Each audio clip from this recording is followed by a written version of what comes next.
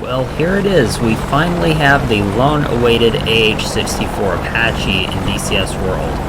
So, I know I'm a little bit late with this video, but extenuating circumstances seem to be the order of the day lately. So, without further ado, we'll get into an overview of the Apache, and then we'll do a quick mission and see what it's like flying it.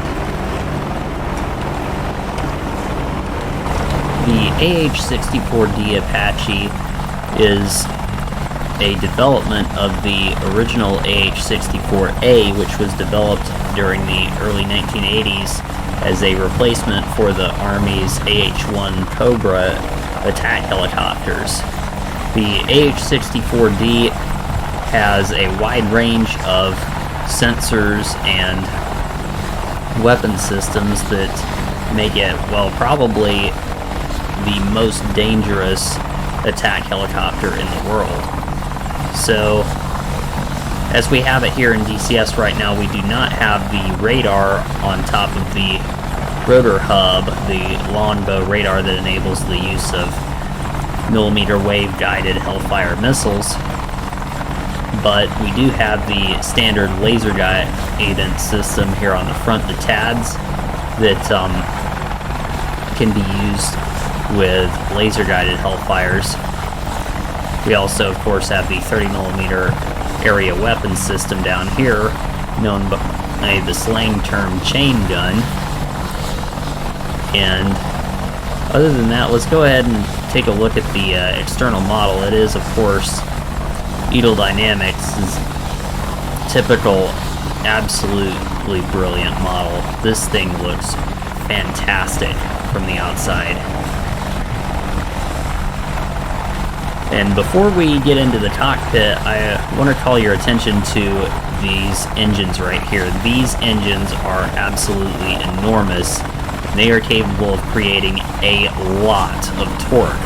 So you have to be really careful when you're pulling up on the collective to take off in particular, because the Apache will have a tendency to spin around, because these things can basically override the tail rotor effect. They have so much power.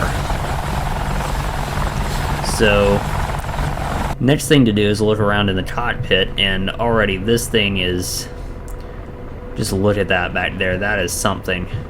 I have air conditioning here, and then all these different buttons here. They're not actually clickable. Of course it is in early access, so what are you going to do? The countermeasures control system is up here nice and handy. To arm it, we just click on this switch here, and we have two countermeasure modes. We have automatic and bypass. Automatic will automatically deploy countermeasures if the detection systems on board the aircraft detect an incoming threat like a missile. If we set it to bypass, then it will only deploy countermeasures on pilot command. So we also have this command interface here, and we'll get into that more in a later video. And we have our nice big multifunction displays here, two of them. And it took me a little bit to figure out how to use this thing, but it's actually not that difficult. And one thing I really like is the weapons page has its own dedicated button that lets you get to it whenever you want it. So you can just click that right there, and there you go. Now we have not one but two arm switches here, or buttons rather. We have the master arm here. Basically right now it's on safe, and we can't click it because we're on the ground. The other one is the ground override, which allows us to arm the weapons on the ground and fire them. And that will enable us to arm our weapons, and you can see that that has lit up the arm bubble right here on the weapons page. So we can also use the weapon action switch up to select the gun. And the gun, this is really cool, tracks with your head.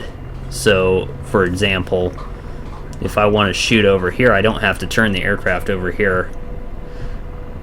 All I have to do is look over here, and wherever my crosshair is looking, as long as it is outside the or inside the elevation limits and the AZ limits, as we can see right here, the gun will fire. However, we also do have a trigger guard that you have to disable.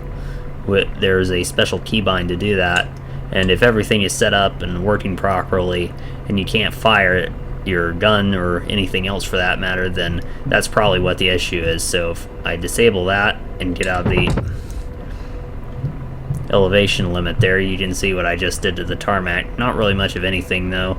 I guess it doesn't really model the damage of 30mm rounds on the tarmac. So without further ado, let's go ahead and do a quick mission in this thing. Alright, here we are in the AH-64 on an island that is just south of Kashim Island in the Persian Gulf. And we'll go ahead and pick up where we left off on our cockpit tour here, and then go ahead and complete the mission that we have. So we can see the M4 carbine right here in the rear seat. Very nice in case we need it, except that we can't use it, unfortunately. But yeah, the cockpit looks really spectacular, for sure. And this thing, by the way, is multi-crew capable, so if we press the 2 key on our number pad, we can go into the front seat here, which is where the co-pilot gunner sits, the CPG. And he has his air conditioning stuff over here. Also has a really cool M4 carbine right there. Too bad you can't use that. And he has the TADS display here in the center, in addition to the same two multifunction displays that we have in the back seat. And what this allows him to do is aim and fire the AGM-114 Hellfire missiles that we have on board, as well as the rockets and even the area weapons system as well.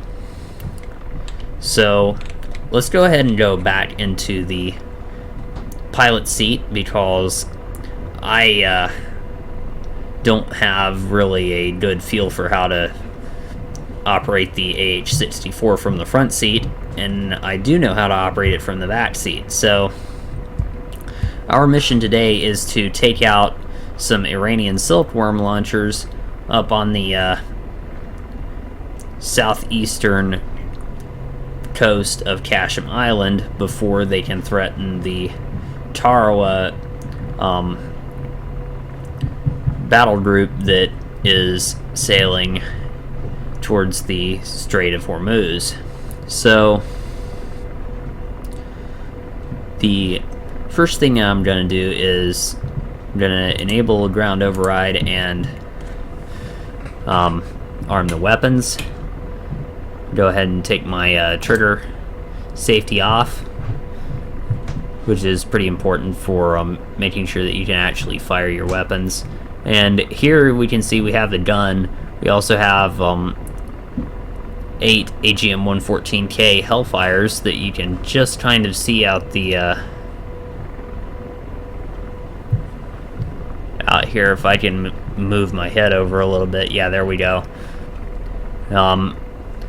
I don't really have a way of using those without somebody in the front seat. I haven't really mastered the George AI yet either, so for now we're just going to use the rockets that we have on the inboard stations and the area weapons system to complete this mission. I'm going to go ahead and arm the countermeasures and set the countermeasure mode to bypass. We have 60 flares and 30 chaff available, and there's a separate release button for each. So with that out of the way, I'm going to go ahead and select the rockets. And one of the cool features of the AH-64 is the ability to carry more than one type of rocket in a single pod. So we have 24 smoke rockets and then 14 HE rockets. So I'm going to select the HE rockets here, and that's gonna pretty much get us ready to go. So I'm gonna slowly pick up here on the collective. Don't want to go too fast because these engines, like I said, can generate a lot of torque. Let's drop back to roughly 80%.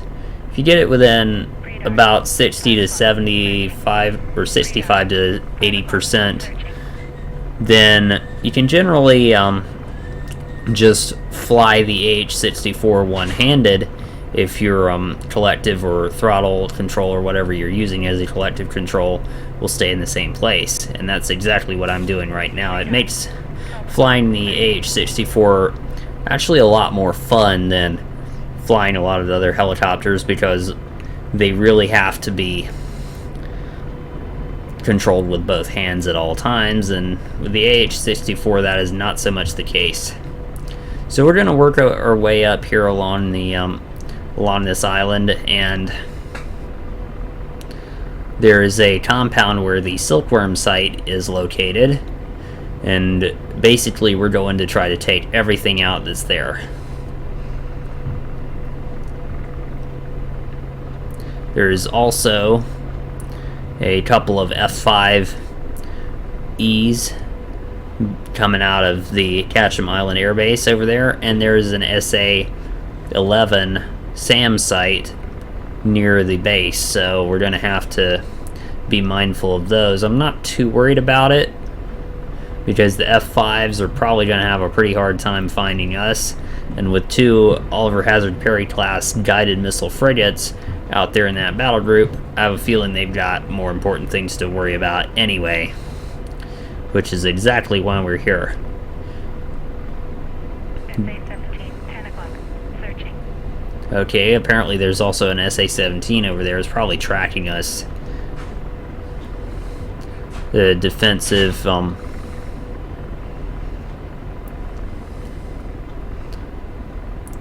unit for the SA-11 site, and we're actually passing over an Iranian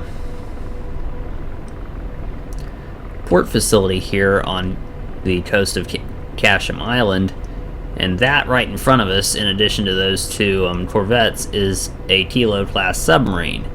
It wouldn't do to have that, so I'm going to,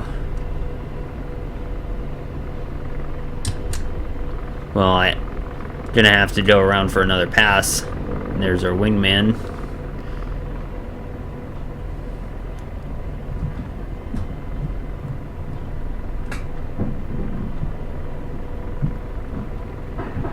And this is where I start messing things up.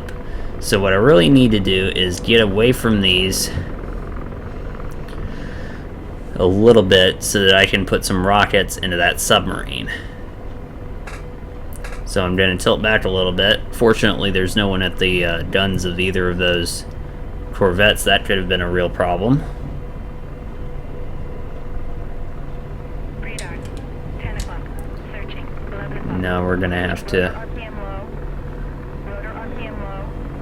Okay, our rotor RPM is a little bit too high, so it needs to come down a bit. We'll line this up. And I think I'm going to have to try to disengage that trigger safety again.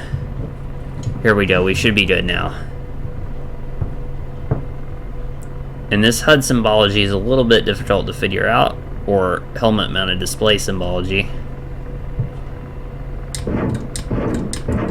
There we go. I think about 6 rockets should be enough to keep that submarine out of commission for a while. So let's move on with the target that we were originally assigned, now that we've hopefully taken care of that submarine. And what I'm probably going to be doing, since I only have 8 rockets left, is I'll probably have to resort to the area weapons system. And you're probably thinking, wait a minute, only 8 rockets? These are 19-shot rocket pods. How can I only have 8 rockets left if I've used 16? Or if I've only used 6, not 16. Well, the answer is because 24 of those rockets are smoke rockets. They're not really going to help us any for attacking the SA-11 site. Although they might give us some smoke cover from any soldiers that might be in the area. But I don't think we'll have to worry too much about that. So I'm actually going to go ahead and change over to the area weapons system using the weapon action switch up.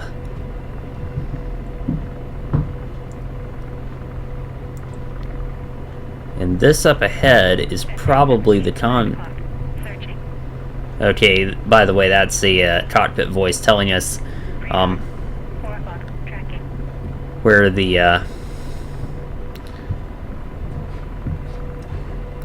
where the threat that's are coming from. And yep, here's the compound.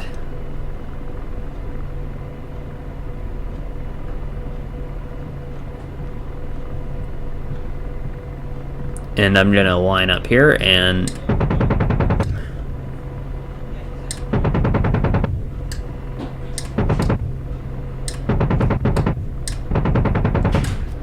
ooh, that's getting a little too low for my liking, but that is the area weapon system, and we just took out one of those launchers.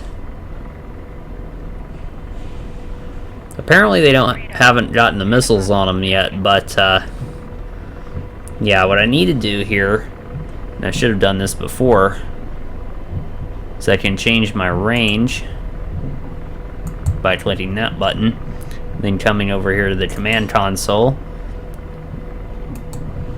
and typing in A, and now it will automatically, or alpha I mean, 9 o'clock. Tracking. and now it will automatically adjust the range at which the gun is set to engage at.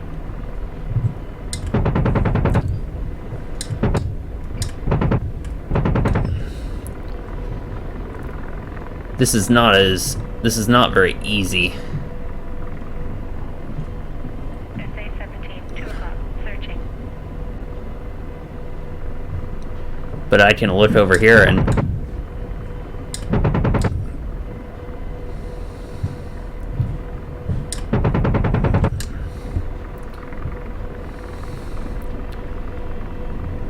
you can see here the different kinds of limits we have. 4 o'clock. Searching.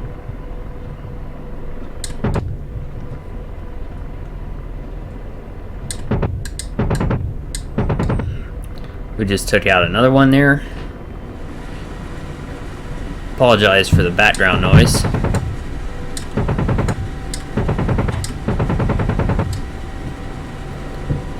Yeah, that takes care of another one. Really did not expect to have that happen to us, but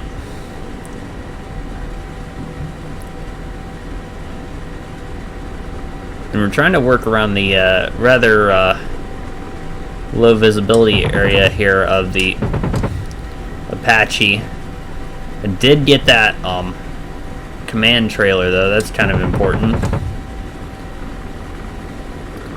Look at those potholes that we were putting in that tarmac.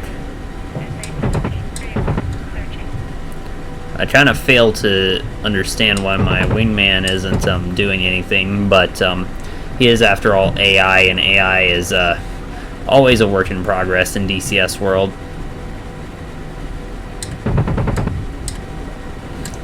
Whoops. Let me fix that background noise problem and I'll be right back. SA-17. 3 o'clock. Searching. 9 o'clock. Searching. That's better. Radar. So we only have 300 rounds for the area weapon system, or 30mm chain gun at the moment. That's the maximum we can carry, and right now we only have 122 because we've been using so many of them.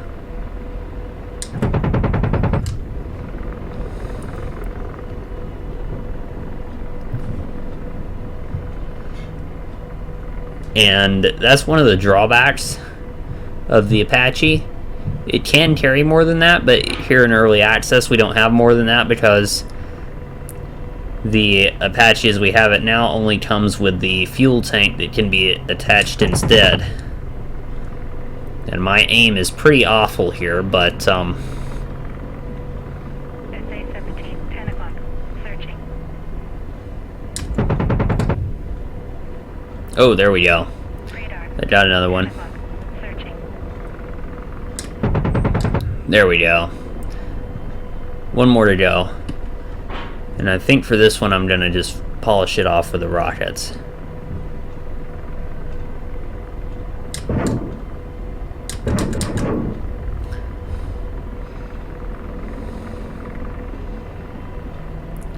Yep, I think that'll do it. Alright. We have 82 rounds left in the gun. And we are out of here. So this is already becoming kind of a long video, and needless to say, I'm having a lot of fun with the Apache. I'll definitely be doing a lot more content on the Apache in the future, but for now, I hope you enjoyed this as much as I have, and I will see you in the next video. Thanks for watching.